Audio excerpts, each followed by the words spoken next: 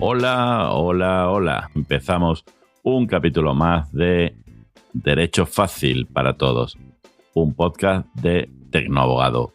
¡Qué ilusión! Después del de presentación, el primero, el 1. ¡Vamos!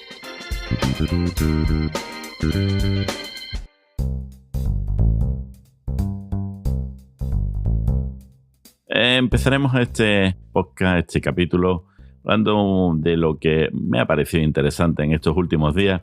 Me ha sido viendo un post publicado en LinkedIn y los comentarios que surgieron.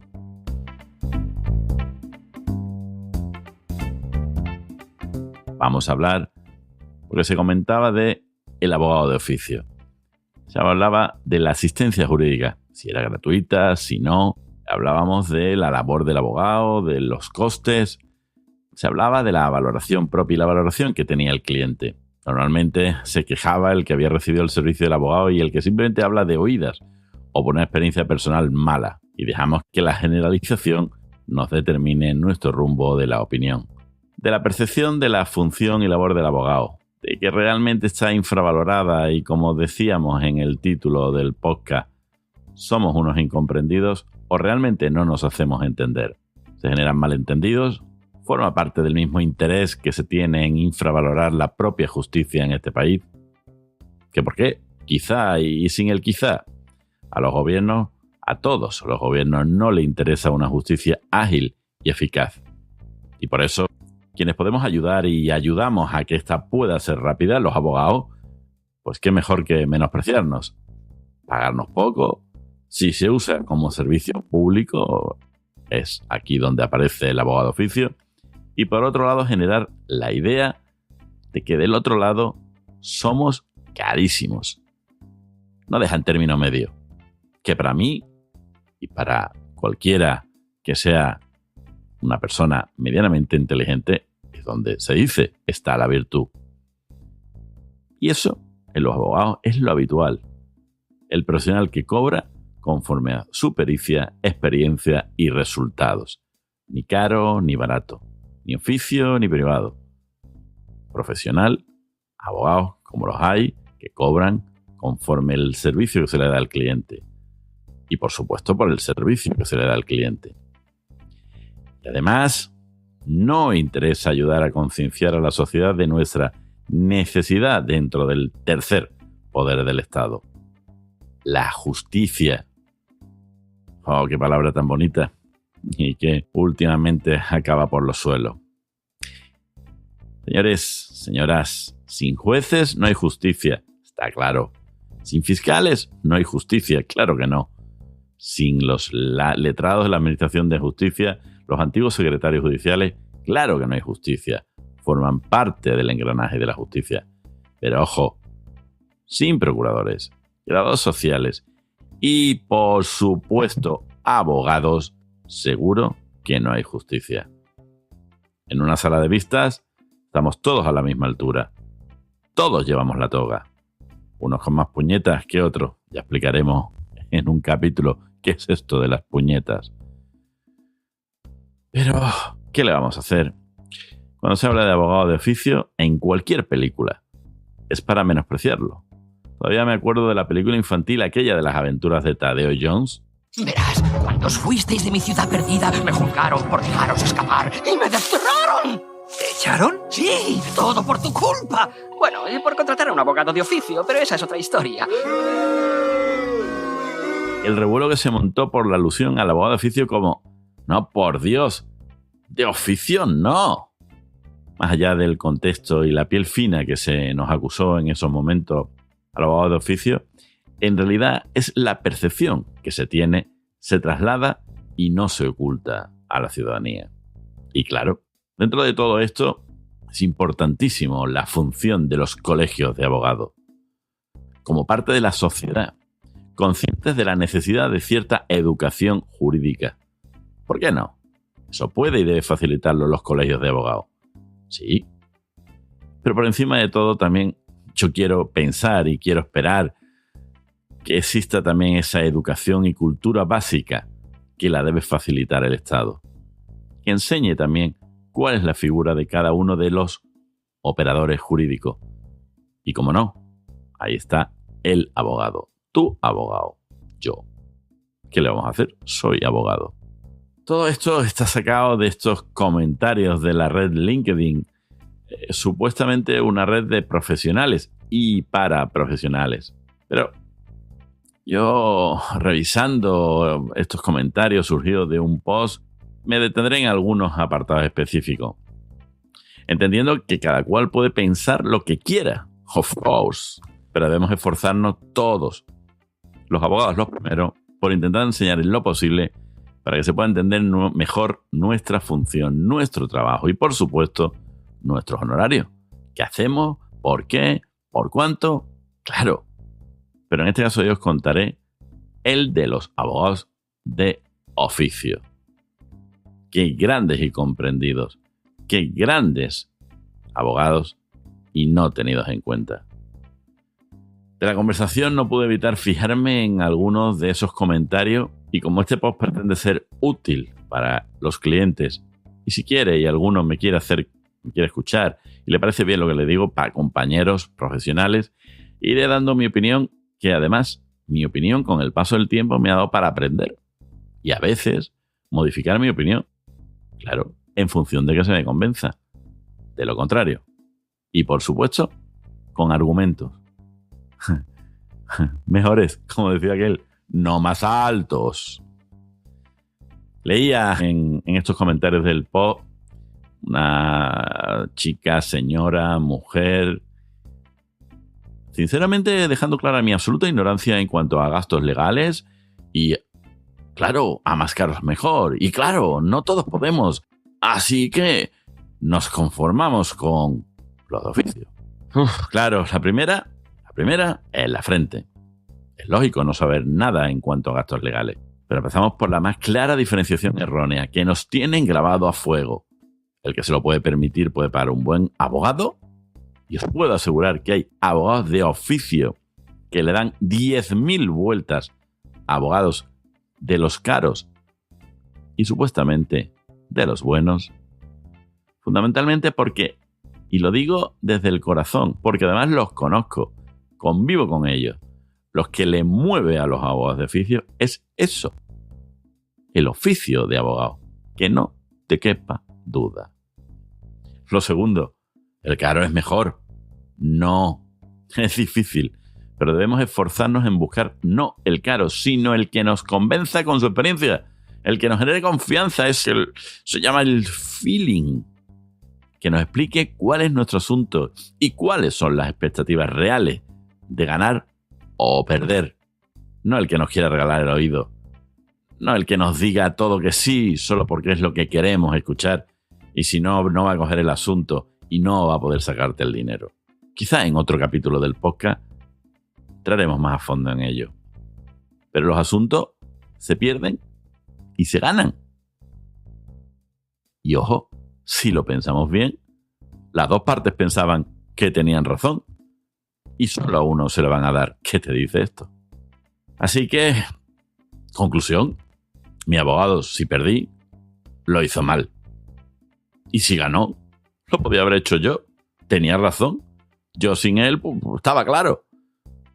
Qué coraje que me obliguen a tener que contratar a un abogado. Y encima para darme la razón que ya la tenía.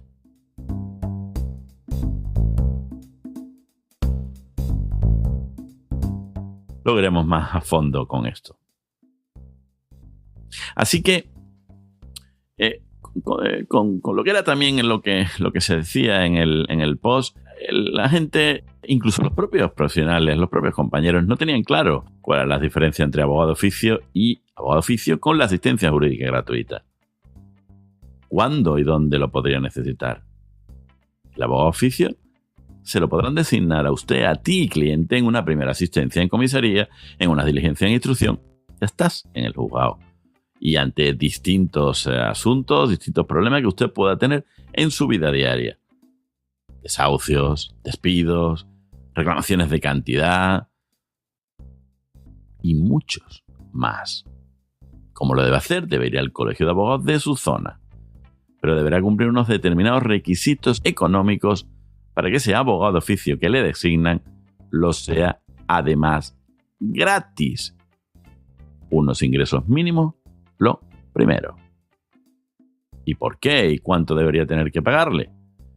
Porque si es de oficio, pero no tiene asistencia jurídica gratuita, o si le deniegan la asistencia jurídica gratuita, que será cuando usted supere esos mínimos económicos fijados por su comunidad autónoma, tú, mi cliente, el cliente, debería abonar los honorarios del abogado de oficio que le designaron.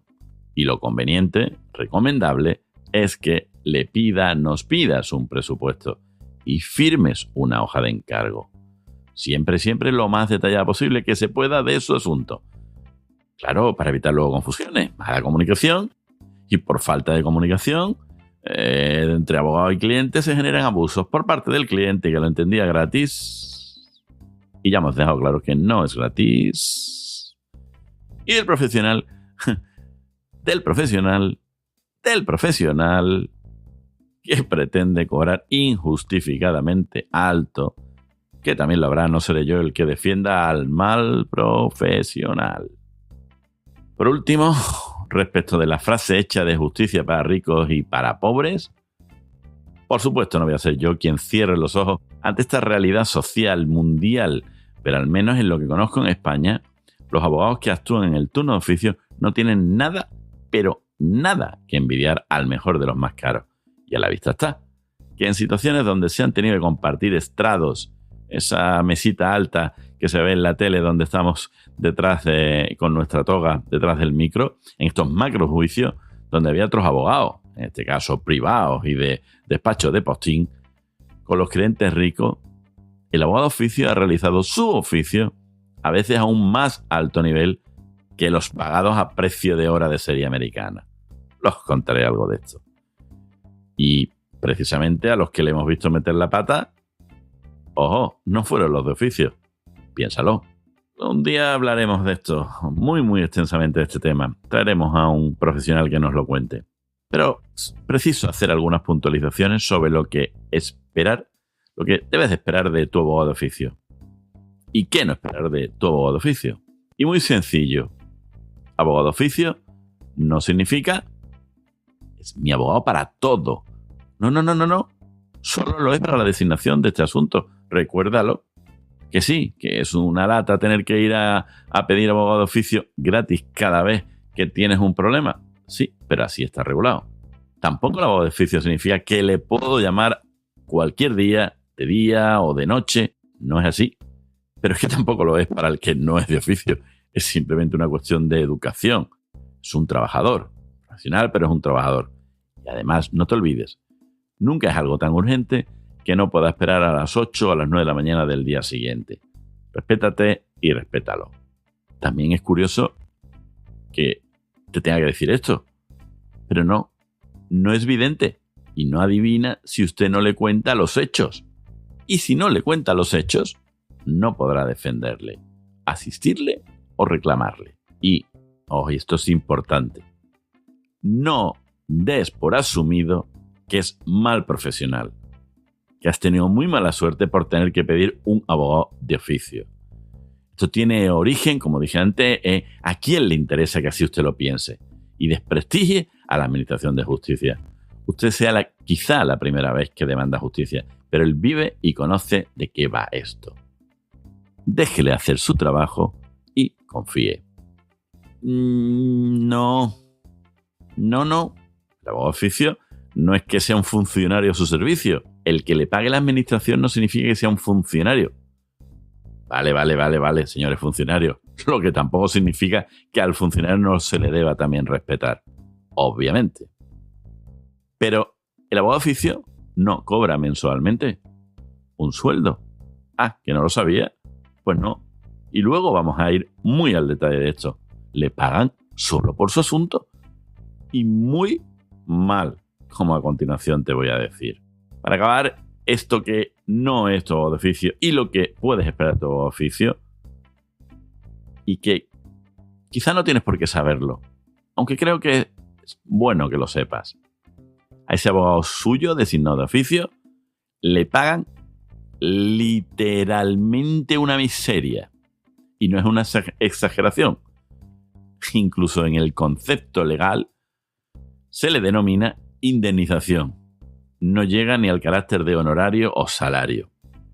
Eso dice mucho, ¿no crees? Haré, seguro, un capítulo específico de esta materia. ¿Cómo saber si el importe de los honorarios de un abogado es el adecuado? ¿Por qué uno me cobra o me dice que me cobra 300 y otro no menos de 1200? ¿Por lo mismo? Que no. Ya veremos que no es por lo mismo. Y ya veremos que ni se da ni se recibe lo mismo. No juegues a la ruleta rusa con tus derechos. Pero para que veamos un ejemplo, utilidad y practicidad, siempre lo verás en tu podcast Derecho Fácil para Todos, un podcast de Tecnoabogado.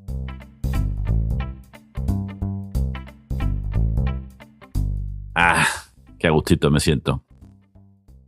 A ver, te explico. En Andalucía, España, yo estoy en Sevilla y es lo que más controlo y además es lo que no me queda más remedio que saber y conocer.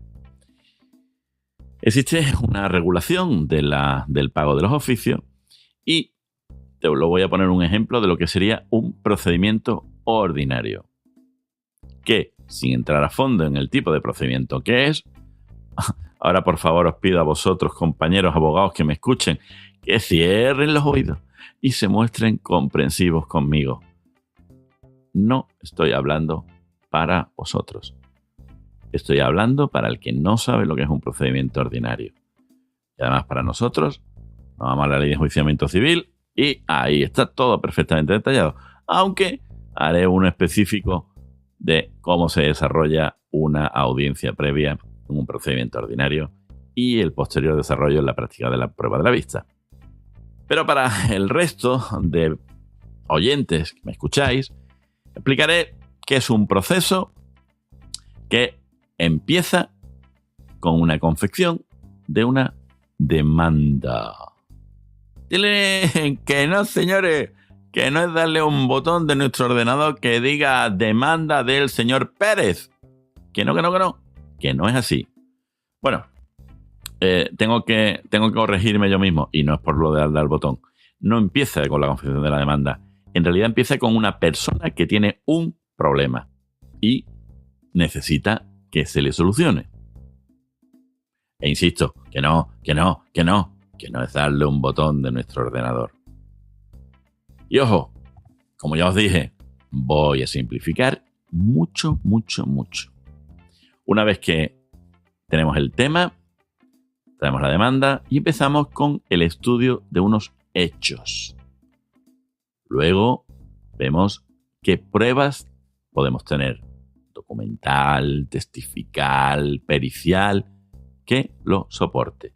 Lo que nuestro cliente nos está diciendo. Usted que me está escuchando, tú que me escuchas y que me quieres seguir escuchando en estos podcasts, ¿verdad? Vamos a aprender y a divertirnos todos, seguro. Aunque esto te parezca aburrido, no lo es, porque puede que en algún momento te sea útil. Pues tenemos que buscar unos fundamentos jurídicos que lo completen. Y mejor que haya algún tribunal o tribunales, que el Tribunal Supremo, el Constitucional, esto que salen en las noticias, esto que salen en Antena 3, en Telecinco, con estas presentadoras fantásticas que nos instruyen sobre esa sentencia. Pero que no son esas las que nosotros tenemos que estudiar. Nosotros tenemos que estudiar la que le afecta a su caso. Hayan estudiado situaciones similares, que nunca iguales. Aunque usted, a ti, en tu búsqueda de Google o en la conversación con tu cuñado, llegasteis a entender que era lo mismo. Pues no. Te aseguro que no es lo mismo. Esto que dicen los tribunales, lo que podríamos entender por jurisprudencia, esto será un no parar, hablaremos en otro, quiero que me escuchéis para que sepáis exactamente en qué consiste la jurisprudencia. Y no es la de las series americanas, no lo es. Estamos en España. Después de todo esto, de habernos hecho una composición del lugar, volvemos a tener una nueva entrevista con el cliente. Con testigos, llegado el caso en que hicieran falta. Con peritos, llegado el caso en que hicieran falta. Redactamos la demanda definitiva con el consiguiente riesgo que tenemos todos de una equivocación. No estamos ninguno libre de cometer una equivocación por olvido, por error a la hora de apreciar los hechos. Bueno, en cualquier caso, que ahora es bueno decirlo, uno de los requisitos que tiene este tipo de procedimiento es que es en cuantía que debe superar los 6.000 euros. Por lo que un error siempre puede suponer una responsabilidad profesional de más de 6.000 euros. Por lo que cuidadín, cuidadín. Pues bien, seguimos después de todo esto enviando al procurador esta demanda definitiva para que haga su tramitación correspondiente ante el juzgado. Darle traslado al mismo y que a su vez hace su trabajo, la admite o no la admite, corrige o no corrige. Ya lo he dicho, simplifico y simplifico. Y después de todo esto, remite la demanda, nuestra demanda, al contrario o contrarios, que puede ser. ¿Qué pensará cuando la reciba? ¡Oh, sorpresa! ¿Que cómo que le demandan a él? Por eso que él tiene razón. Tal cual él hizo lo que tenía que hacer porque así lo podía hacer. Claro, él piensa que también tiene razón. Es lo que hizo, igual que tú, amigo. Entonces se irá a ver a su abogado. Pongamos que también de oficio. Seguro que de oficio. Y tendrá que hacer el mismo ejercicio que explicamos antes para contestar la demanda. Lo mismo. Reunión con cliente, documentación, prueba, testigos, lo mismo. Y sí, vuelvo a insistir. No me cansaré de insistir. No es darle un botón del ordenador, si que a veces cuesta entenderlo, pero es así. Contestación de demanda del señor Pérez frente al señor Pérez de su demanda. No, en cualquier caso la contestación de demanda sería del señor Martín, pero bueno.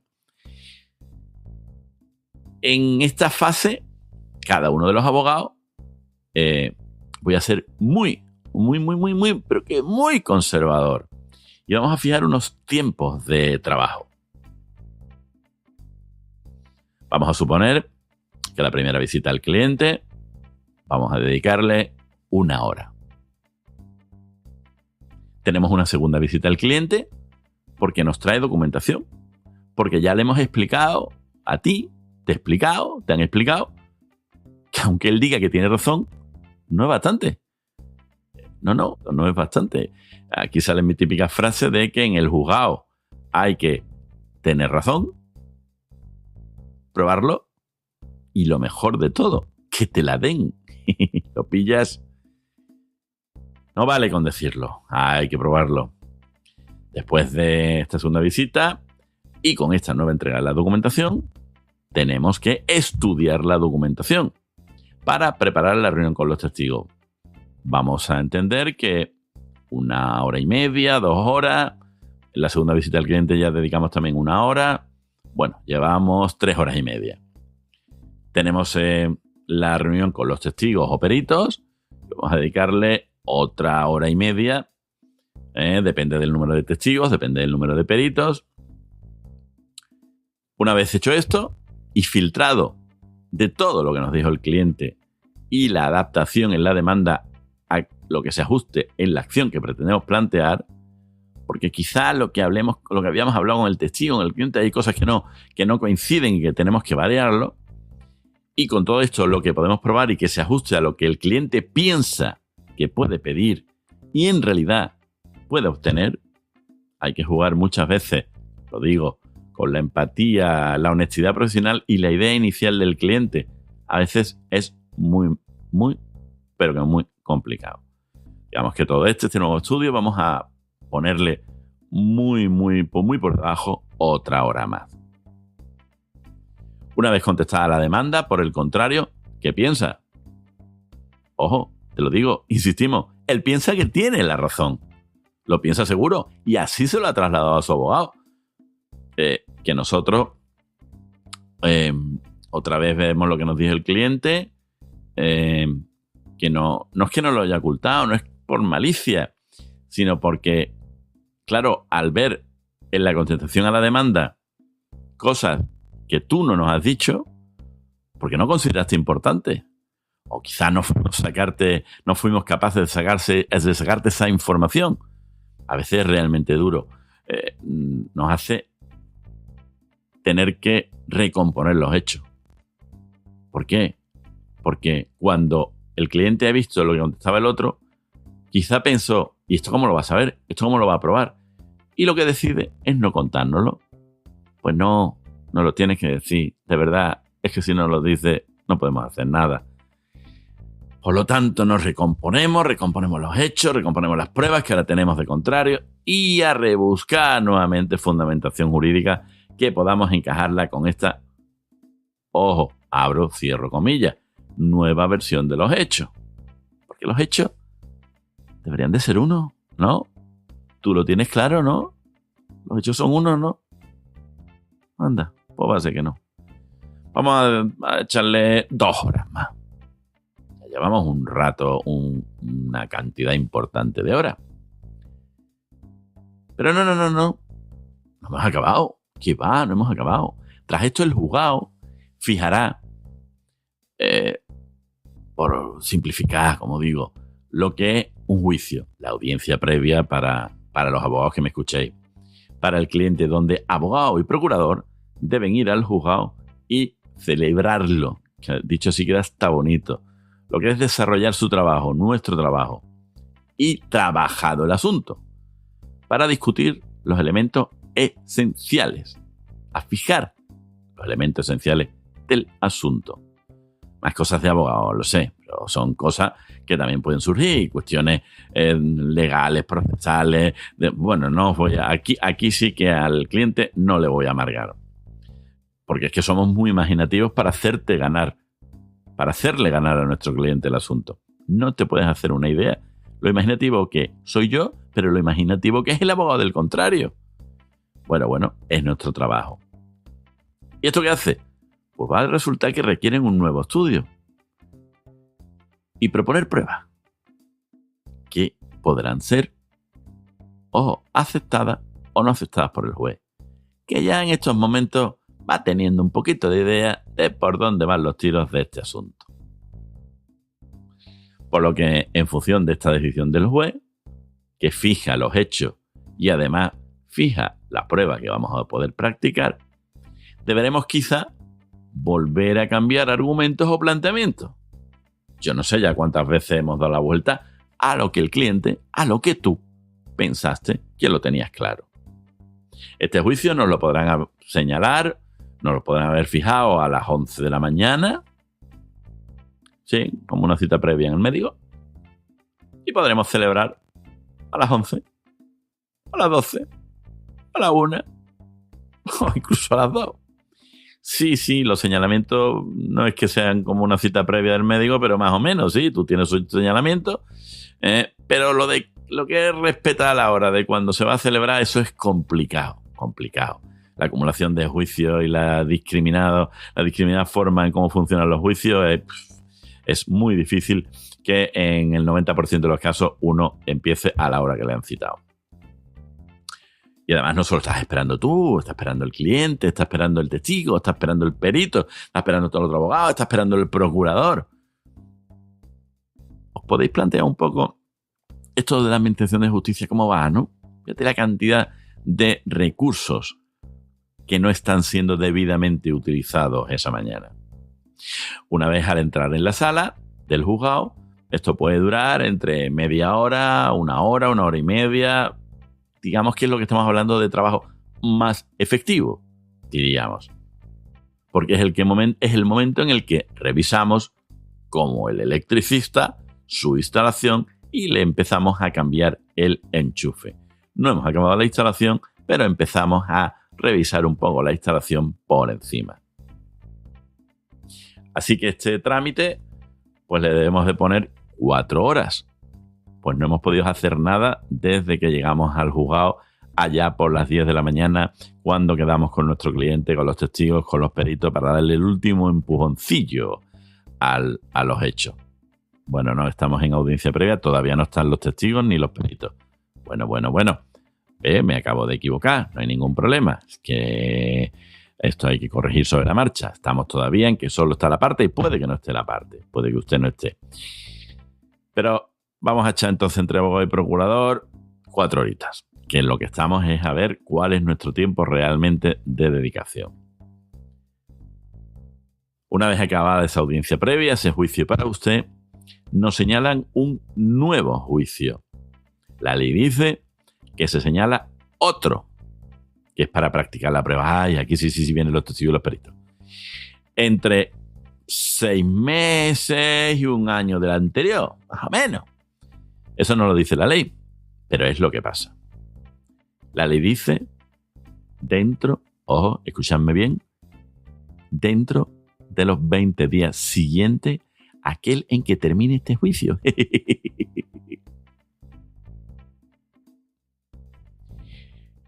El tiempo entre estas dos fases judiciales dará para un podcast, un capitulón o lo que sea, pero esto es para capitulón gordo. El tiempo, el desfase entre la realidad de ti, cliente, para demandar justicia y lo que tarda la administración de justicia en darte justicia. Pero te dejo claro que te lo juro por Snoopy, de verdad, te lo juro por Snoopy, no depende de los abogados. Y la mayoría lo que queremos es cerrar el asunto lo antes posible. El abogado de oficio, si no lo cierra, no lo cobra. Que te quede claro, no lo cobra. En fin, tú mismo. ¿Crees que depende del abogado la lentitud de la justicia? ¿Que vuelve a hacer un nuevo juicio donde se practica la prueba después de 1 año? En fin. Ahí ya llegamos al desarrollo de ese nuevo juicio. Ahí sí están las partes. A ti, a usted, sí le podrán preguntar. Y a veces sí, pues sí, resulta que me vuelves a cambiar de hechos, de argumentos. Pues no lo sé, supongo que será la impresión de las togas, es lo que tiene. Pero es que tenemos que estar en todo.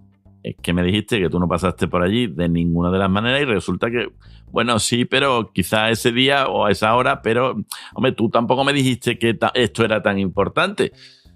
Bueno, pues vale, pues venga, vamos a recomponer.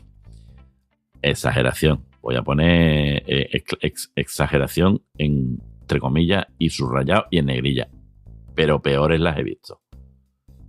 También están los testigos, que aun con todo lo claro que tenían en el despacho, con todo lo clarito que lo tenían en el despacho, ahora varían un pelín. ¿Lo que recuerdan? A ver. Y contando entre que uno casi quiere recordar lo que quiere recordar, y habrá un capítulo que tengo bastante cariño sobre lo que realmente recuerda un testigo y lo que realmente vale lo que dice un testigo, pero también hay que admitir que ha pasado mucho tiempo desde que todo pasó. Fácil, 2 o 3 años. Bueno, que se te haya olvidado un poquito. A mí me preguntan lo que comí el miércoles hace 3 meses y no me acuerdo. Claro, que es que es un hecho relevante y tal, pero a veces no son hechos tan relevantes, ¿eh? Y la importancia de ese testigo, de lo que nos ha dicho en el despacho y lo que luego parece recordar en el juicio, lo que vale es lo que ha dicho en el juicio. Eso es lo que vale. También tenemos a los peritos. Sí, resulta que incluso técnicamente un perito de parte nos da la razón. Llevamos a nuestro perito y él dice que es como nosotros lo decimos.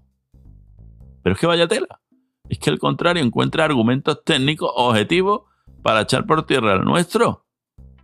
¿Pero esto cómo puede ser? Que hay otro técnico que dice que lo que nosotros decimos objetivizamos y lo ponemos blanco sobre negro en nuestro informe. Pero ¿cómo va a decir que no es así? Nada, no te preocupes, amigo cliente, que no pasa nada. vamos a pedir una pericial judicial. Esa que es ni la tuya ni la mía. Y además, llevando abogado de oficio, con la concesión de la justicia gratuita, que no lo vas a tener que pagar. Ya está, lo tenemos claro. Lo tenemos claro. Nos dan la razón, seguro. Pues te voy a decir un secretito. Va a resultar que pedir justicia es muy complicado. Porque ahora resulta que el tercer informe puede decir una cosa que ni uno ni otro. Así de bonito es pelear por tus derechos.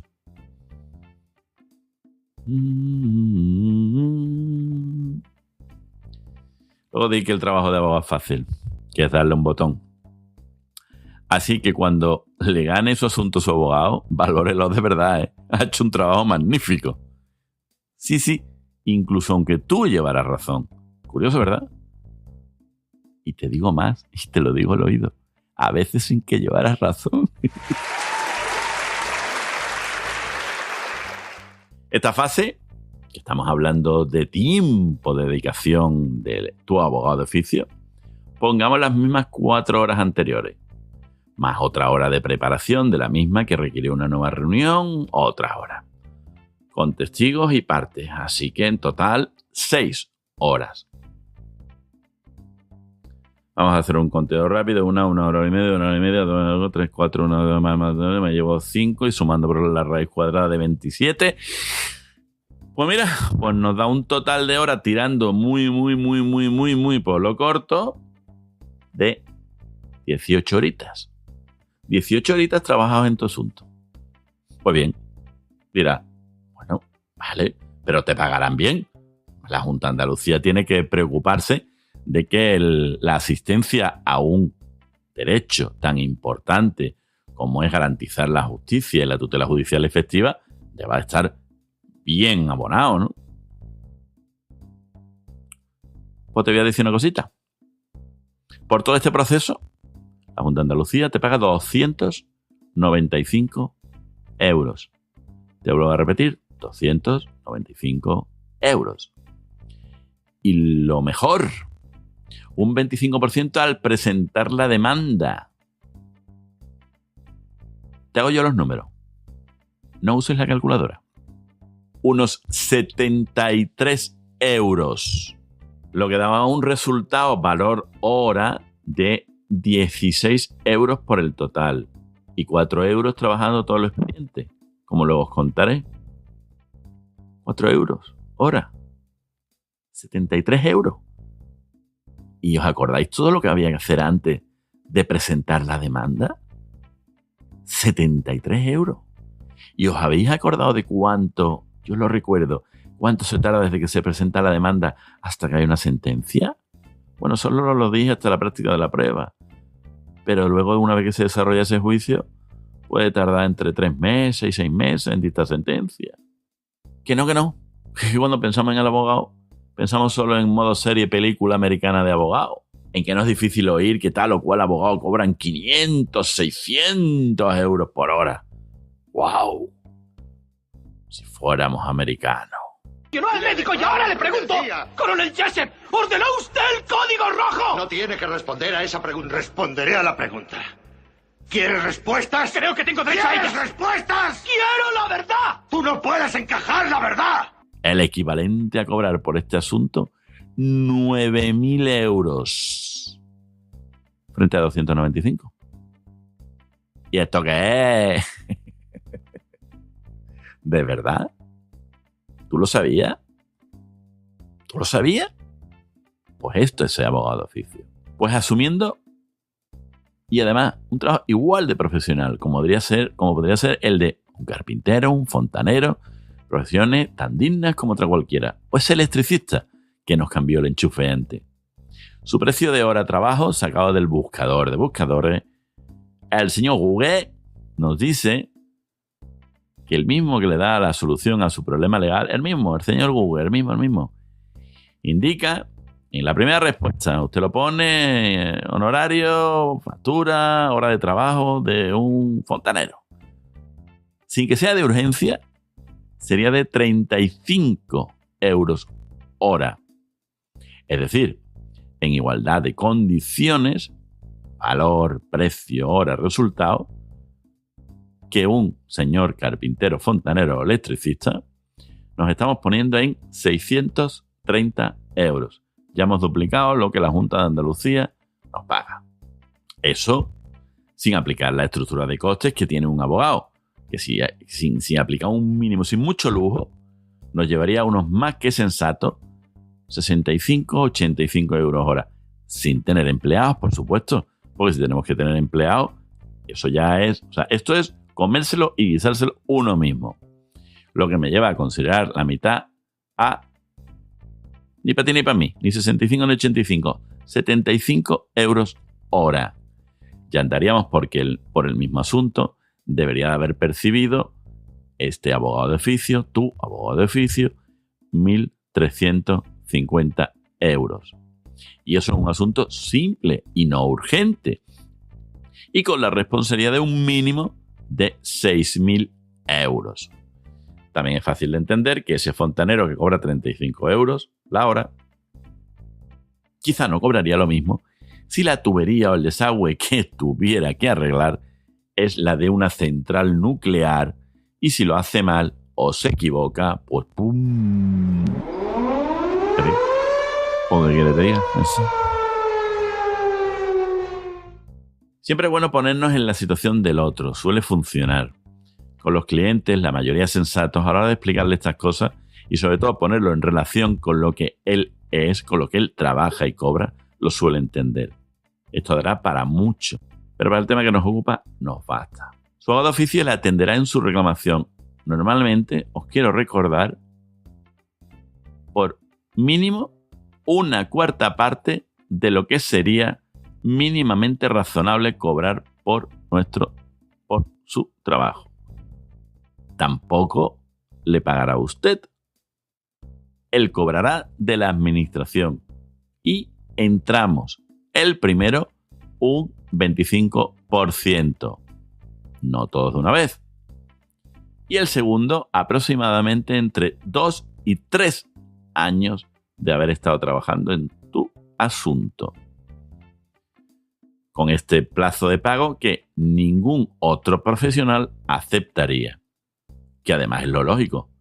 Si yo voy a su casa y le arreglo su fuga, su bombilla o cualquier asunto o irregularidad o problema que usted tenga en su casa, su ordenador no funcione, no se conecta a internet para dialogar con Google, usted me paga, ¿no? Es lo lógico. Pues no, va a resultar que su abogado de oficio no cobra así. En el caso del abogado de oficio, realiza todo lo que has dicho muy resumidamente y cobra después al final de haber justificado el servicio, que puede ser, como hemos visto, de 2 a 3 años. Así que realiza el trabajo de las mínimo 18 horas anteriores por 73 euros. Y han pasado 2 o 3 años. Y una vez acabado se justifica ante la administración el trabajo. Y suelen indemnizar. Pues parece chiste, ¿eh? El abogado, en el mejor de los casos, entre 6 meses y 1 año, ha cobrado. Y ojo, no te pases de los 3 meses que tienes para justificar tu trabajo. No te pases ni un día de los 3 meses. Pues un día tarde significa que no te pagan. Sí. Ese 75% restante, después de 3 años trabajando, si te retrasas un día de los 3 meses, significa que todo lo has trabajado por 73 euros. De verdad. Que alguien puede pensar que el abogado de oficio es ruin, desleal, mal profesional y que solo trabaja por dinero. Pues no, te lo dejo claro.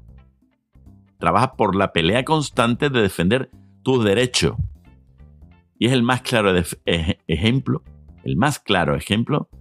y te lo digo alto y claro, de defender a muerte un derecho constitucional.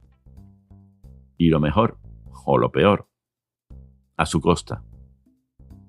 Y no, porque no te compro el argumento. No me cuentes que pues no haber elegido ser abogado de oficio. ¿Que no me vale? Pues piénsalo. Entonces, ¿quién te defendería? Y además de manera absolutamente independiente. Y sin someterse a ningún interés político o social. La independencia por encima de todo es un valor que hoy en día solo la tiene, sin ninguna grieta, tú, abogado de oficio.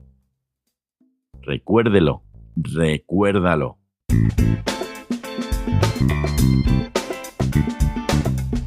Vamos a ir acabando, porque creo que hoy me he cedido, pero es que no podía dejar de hablar, no podía, porque me parece que son datos que debemos de conocer todos en nuestro día a día y que esto sí que se debería de dar prácticamente en la escuela. Pero pensamiento, esa frase o anécdota curiosa, y es de nuestro amigo Marco Aurelio. No es el del cole, el del instituto de cuarta. No. Ya. Decía Marco Aurelio: todo lo que escuchamos es una opinión, no un hecho. Marco Aurelio, filósofo y emperador del Imperio Romano a lo que es la antigua Roma entre el 161 y el 180 después de Cristo. Fue el último de los llamados 5 buenos emperadores y es considerado como una de las figuras más representativas de la filosofía estoica. Pensadlo otra vez. Todo lo que escuchamos es una opinión, no un hecho. No nos quedemos con lo que escuchamos, con lo primero que escuchamos. Vayamos más allá. Incluso aunque te lo diga Google.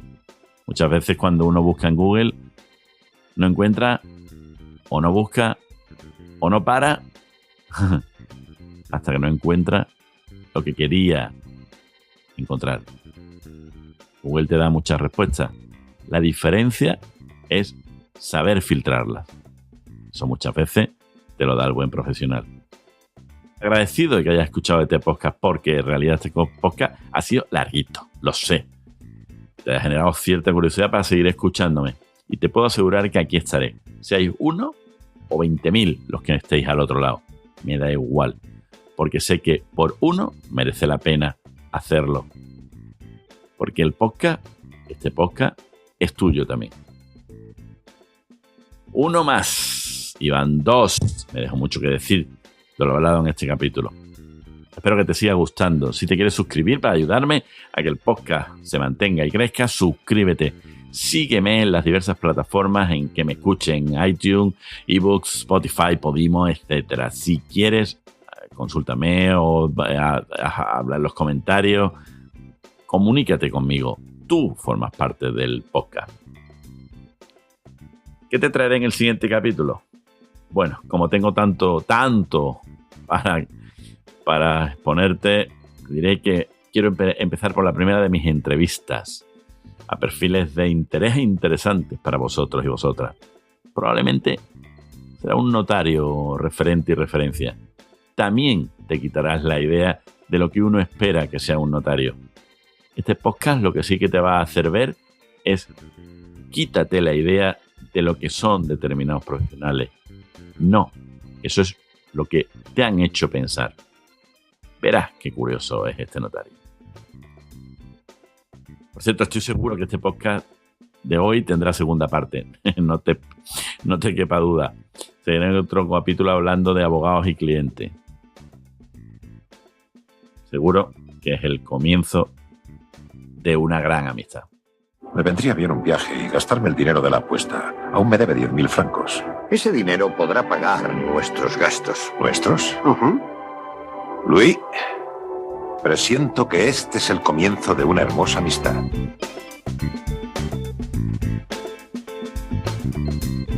Derecho fácil para todos. Un podcast de Eterno Abogado. ¿Te valoras? Valórate. Saber es un valor. Pregunta, escucha, piensa y reacciona. Nadie lo hará por ti. Y al final, sé feliz. Hasta que quieras, aquí estaré. Dame tu opinión. Este podcast es también tuyo. Adiós.